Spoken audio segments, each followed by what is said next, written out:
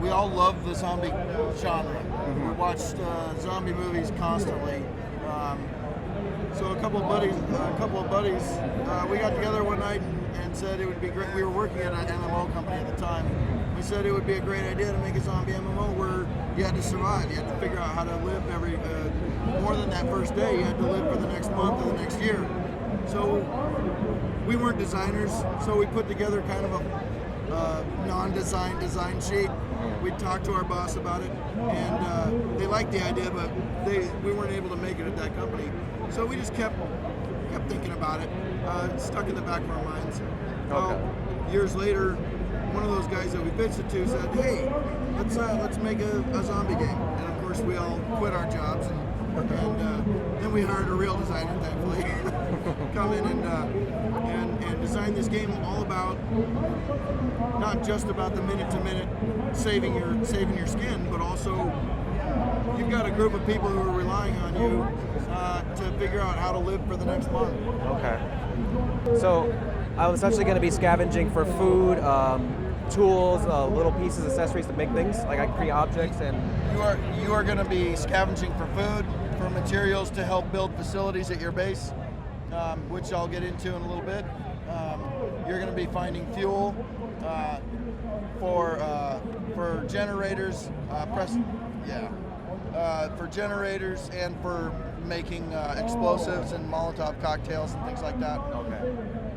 And I could drive this vehicle right now. You can right? absolutely drive any vehicle that looks like it's not destroyed. Okay. One of the things about this game is that everything you see is a resource, including vehicles. They will deplete and they won't respawn. So as you go through different houses and things like that to scavenge them for the goods inside, they'll be depleted. And then that's one of the ways we're encouraging you to move to a new base, to find a new spot to scavenge things.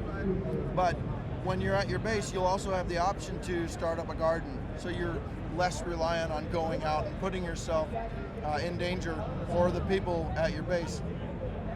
You can go through this house and search the glowing props are searchable. If you turn around, you should be able to see, like, there's a suitcase on the floor here that's glowing. As you search, you may find enough to throw in a backpack and take back yourself. You can actually call somebody from your base, let them know where you are. They'll come out and get it for you. So that's just a single piece. You can just throw that in your bag by pressing A. Okay. That'll be beneficial because if you get bit when you're out and about, you can take that and that'll temporarily heal you up. Oh, there's a zombie sitting right there. So is it an infection, like a virus that you get sick on? I'm not going to answer that because you'll find out how that works. All right. But we don't have one bite kills in this game. Okay. That one's glowing red. So periodically you'll find zombies running around in the house. He's not quite dead yet. Uh-oh. And anytime you're fighting, anytime you shoot a gun, it alerts them. It will make noise, and that'll draw other zombies in the area. Oh, nice kick. There we go. Oh, they're swarming the car. So discretion can be the better part of valor in a lot of situations. Oh, wow. Hit X to knock that guy off, because if you leave him on too long, he'll pull you out, or you can scrape him off too. It's a lot of fun. Oh yeah, that'd be cool. So all these houses are explorable. 99% of the buildings are explorable. There's the ones that aren't are either destroyed or are really small. We didn't want the camera to get caught up inside there, but almost every building has its own unique interior. Well, I won't say they're all unique. We have archetypes of houses, but each one feels different. Each one looks like it was lived in. Some of them were obviously the site of some troubles. Some it looks like people just up and left. So this is all developed on the CryEngine? It is, it's developed in CryEngine, and it's open world. We have no level loads.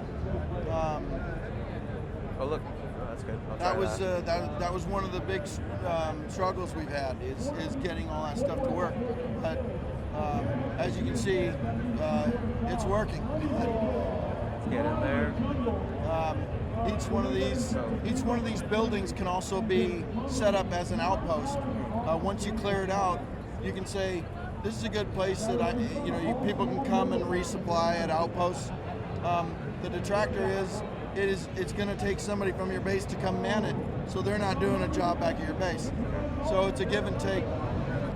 One of the really cool things about this is this really complex RTS that's running under the hood, but we present it to you in a really easy way.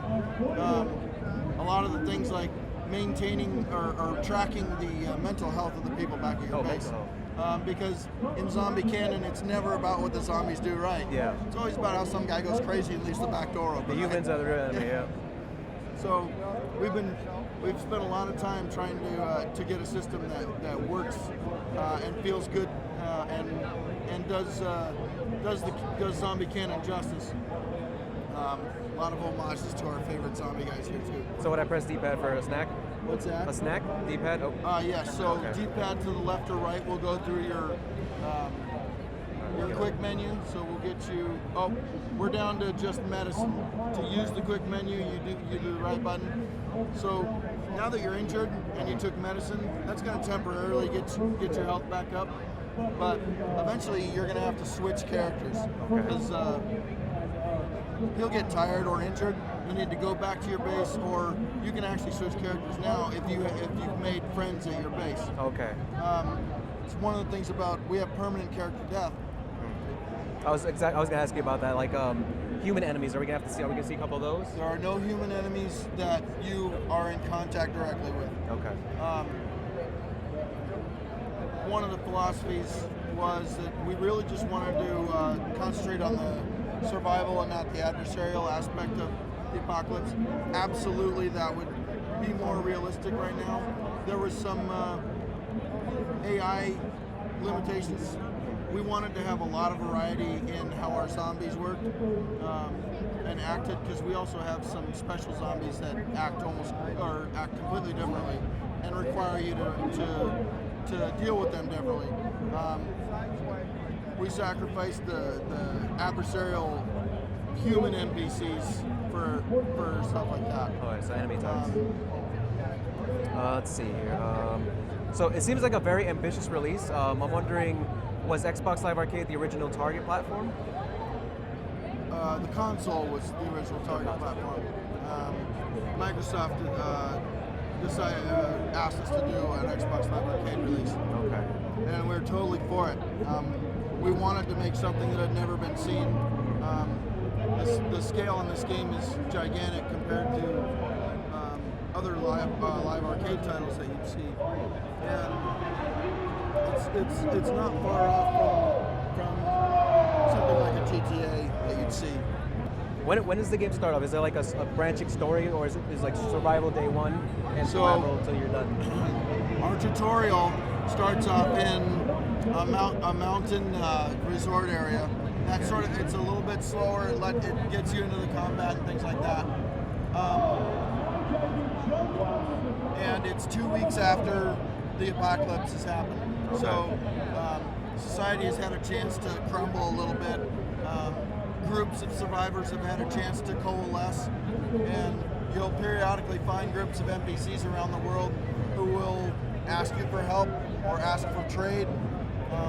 And if you do help them out, their trust in you grows, and sometimes they may ask to join you. Other times they'll ask for help, and if you don't, they may not be willing to trade with you, or they're going to charge you more to stop by their place and pick up more supplies. When I say charge, I don't mean money. As you do things in the world, you gain what we call influence. And you got to spend influence for everything you do, even back at your base, because you aren't the king, you aren't the ruler. You're just a contributing member of that society. And the more you do, the more people will defer to your decisions, and the more trust the people will have in you. The harder they'll work, the more successful they'll be whenever you send them out on missions and things like that. Okay. So, doing good things for your community is, of course, going to be a big benefit.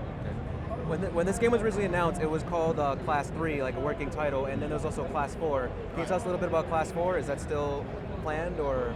I have, all I can say is that we are 100%, the entire team of 23 people, 23 developers, is 100% dedicated to get this thing out the door. All right. What we do next is on the horizon. We'll talk about that later. All right. Do you have a release date for State of Decay? We are closing in on sending this to certification. Okay. Microsoft is going to decide ultimately what our release date is, but it also depends on how well we do in certification, things like that. But we're very, very close. All right, awesome. Thanks so much. Thank you. Really appreciate you guys coming by.